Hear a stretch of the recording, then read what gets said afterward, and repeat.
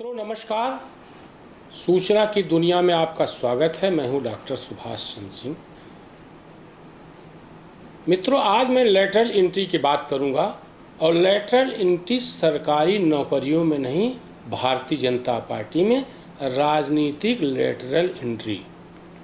पहले मैं lateral entry का मतलब बता दूं, आप लोग सब जानते होंगे यूपीएससी ने अभी एक 45 पद निकाले थे डायरेक्टर्स के लिए केंद्र सरकार में, संयुक्त सचिव के लिए, उप सचिव के लिए, जिसमें ये प्रावधान है, ये कांग्रेस सरकार के समय से चला आ रहा है, जिसमें ये प्रावधान है कि बिना लिखित परीक्षा दिए हुए आप आईएएस बन सकते हैं, केवल इंटरव्यू के आधार पर।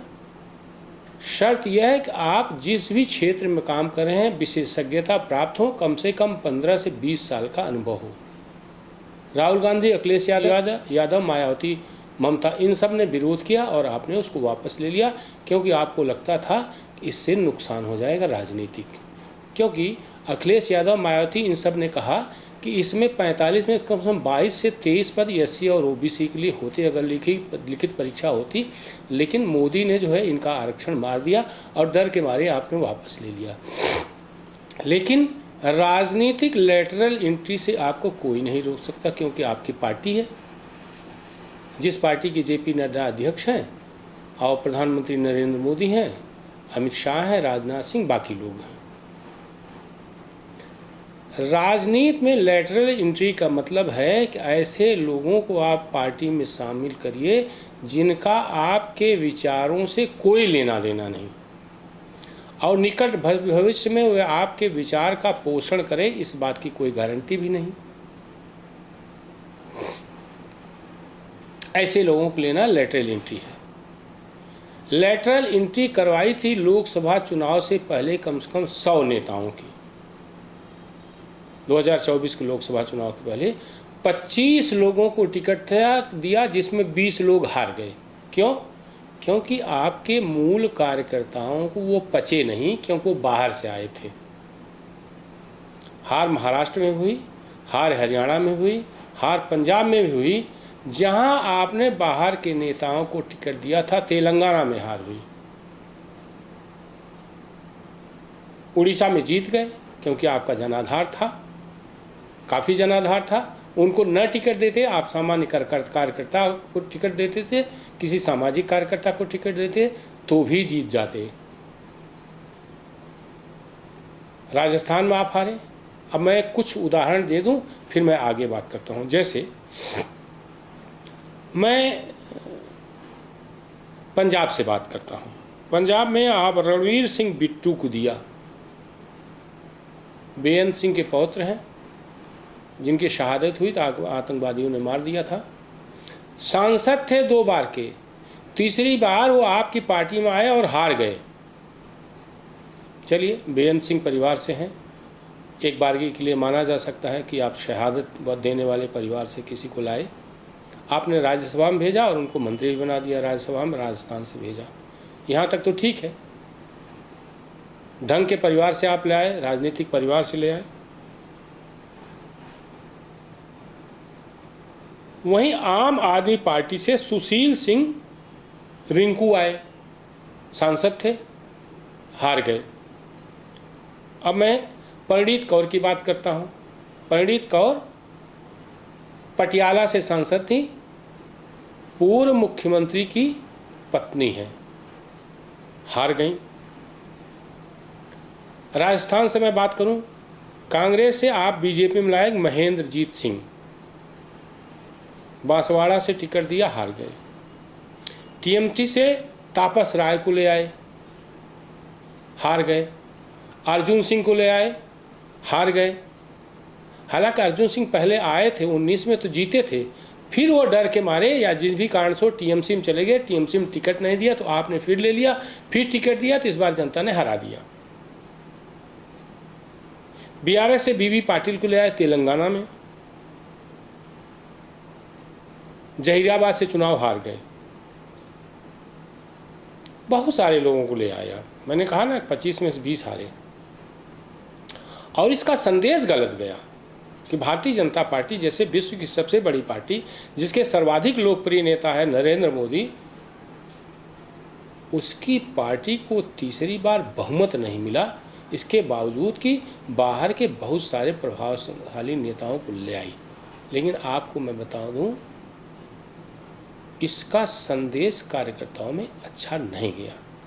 अभी मैं जम्मू कश्मीर हरियाणा की बात कर रहा हूँ। जम्मू कश्मीर में आपने टिकट दिया, पहली लिस्ट वापस लेनी पड़ी, इतना हंगामा खड़ा हो गया। आरोप लगाएगा जो 40 साल से आपके यहाँ काम कर रहे हैं उनको टिकट नहीं दिया, साल 2 साल से जो लोग आए हैं थोड़ा आपने समाज प्रभाव रखते हैं, आपने टिकट दे दिया। आखिर लिस्ट वापस लेनी पड़ी, फिर 15 लोगों को टिकट दिया और फिर दूसरी लिस्ट जारी किया जिसमें केवल एक का टिकट कटा, वो भी आपका कार्यकर्ता। तो जम्मू कश्मीर में पार्टी मजबूत है, ये सही है। धारा 317 हटाया, ये भी सही है। इसका जम्मू कश्मीर में ज़बरदस्त असर है, ये भी सही है। लेकिन इतना सब होने के बावजूद आप अपने कार्यकर्ताओं को क्यों नहीं लड़ाए? अच्छी खासी आपको सफलता मिलेगी, ये सही है, क्योंकि वहाँ पर एक प्रकार से आपका यानी भारतीय जनता पार्टी का ज्वार है, बहुत ज़बरदस्त लहर है, जीतेंगे आप। लेकिन आपने आपको अपने कार्यकर्ताओं को सम्मान नहीं देना चाहिए क्या? अभी चंपई सोरेन की बात हो रही है, कल 30 अगस्त को पार्टी में आ जाएंगे।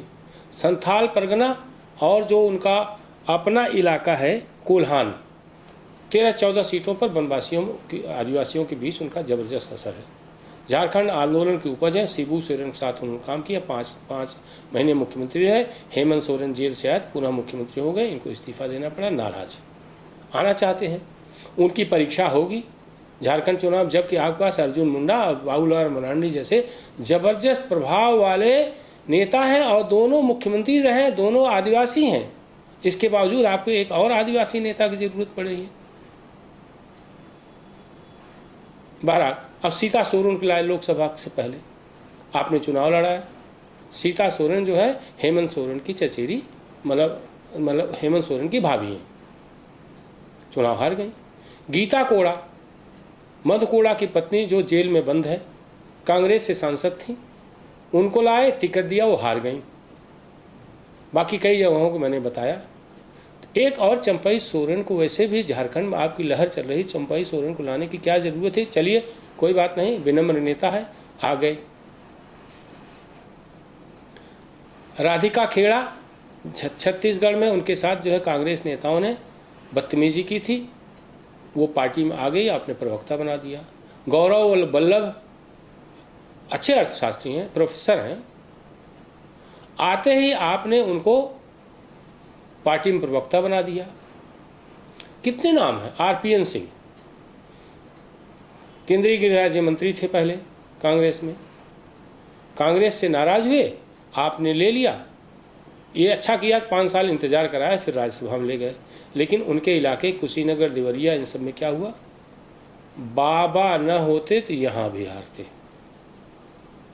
योगी आदित्यनाथ ने अगर जी तोड़ मेहनत न की होती तो आरपीएन सिंह के आने से कोई बड़ा प्रभाव पड़ता, इसकी संभावना कम थी। बाबा के प्रयास के कारण इस इलाके में आप जीत गए। अशोक चौहान को लाए आप, महाराष्ट्र के पूर्व मुख्यमंत्री हैं, उनकी सीट भी आप हार गए।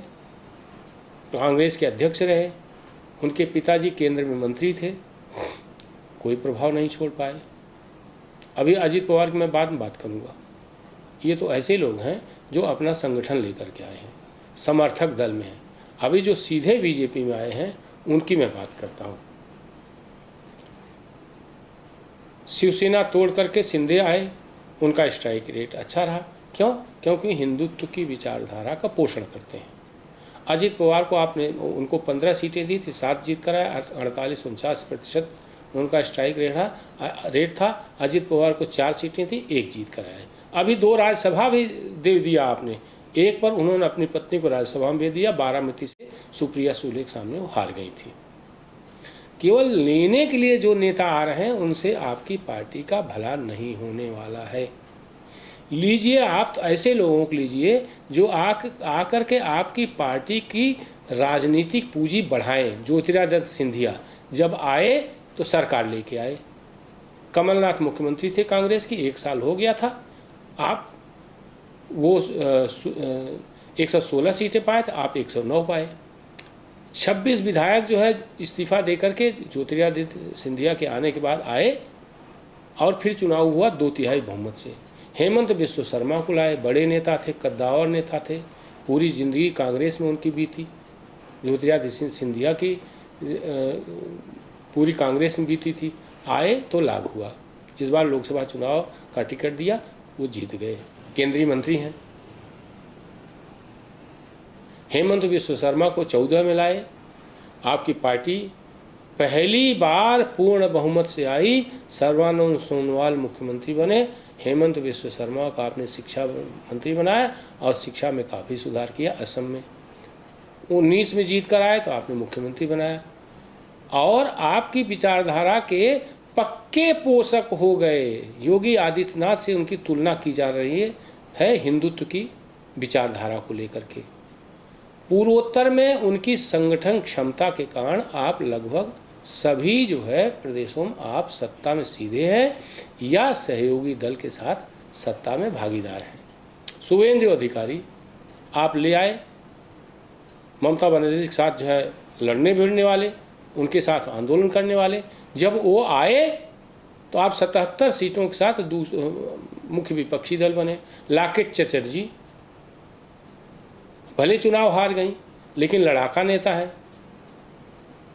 ऐसे लोगों को ले आइए। अगर ले आ रहे हैं शिवसेना यूबीटी को ले आइए, अपनी पार्टी मिला लीजिए उनके सांसदों को, हिंदुत्व के पोषक हैं वो सब, पार्टी मजबूत होगी।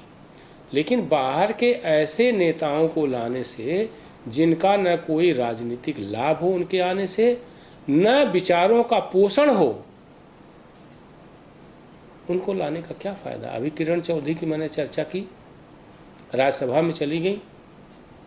श्रुति चौधरी बंसीलाल की बहू हैं, आई अपनी बेटी श्रुति चौधरी के साथ, आपने तुरंत राज्यसभा में भेज दिया। बेटी श्रुति चौधरी जो उनकी पुत्री है, मतलब बेटी पुत्री जो भी कहिए, अभी विधानसभा में टिकट मांगेगा और आप देंगे भी। क्या गारंटी है कि, और अनिल विज आपके विचारों के पोषक फायर ब्रांड नेता, गृह मंत्री रहे, उनको गृह मंत्रालय से हटा दिया। जब खट्टर हटे मुख्यमंत्री पद से तो उनको मंत्रिमंडल में शामिल नहीं किया गया। और वो आज भी फायर ब्रांड नेता हैं, आपके विचारों को पोषण करते हैं। क्यों? क्योंकि वो कार्यकर्ता हैं। तो अपने कार्यकर्ताओं के आगे बढ़ाइए। जैसे उत्तर प्रदेश की मैं बात करूँ, अनुप्रिया पटेल सोनेलाल पटेल की बेटी हैं, केंद्र में मंत्री हैं, 14 में भी मंत्री थी, 19 में भी मंत्री, इस बार भी तीसरी बार मंत्री बनी है। क्या ज़रूरत हुई है बोलने की? रानी की कोख से जरूरी नहीं कि राजा पैदा हो, यानी राजा भैया पर टिप्पणी थी और यह पूरा बेल्ट आप हार गए। कौशाम्बी, प्रतापगढ़, मिर्ज़ापुर उनकी सीट निकली लेकिन मार्जिन कम हो गया। रॉबर्ट्सगंज वो भी हार गई, 2 सीटें उनको मिली थी।